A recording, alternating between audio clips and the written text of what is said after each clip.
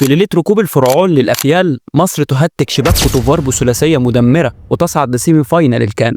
الماتش بدأ بشكل محدش متوقعه، لأن منتخب مصر عن طريق عمر مرموش بيسجل أول الأهداف. بعدها الإيفواريين ضغطونا شوية، لكن المفيد كان عندنا، ومن الركنية بيرفعها صلاح، رامي ربيعة بيركب الزبون وبيسجل التاني براسه عشان نوسع الفارق لاتنين. لكن كالعادة مفيش حاجة بتمشي سالكة للآخر، ومن كرة ثابتة الإيفواريين بيقربوا الفارق لواحد بعد ما فتوح حط جول في نفسه بسبب الأخ الشناوي.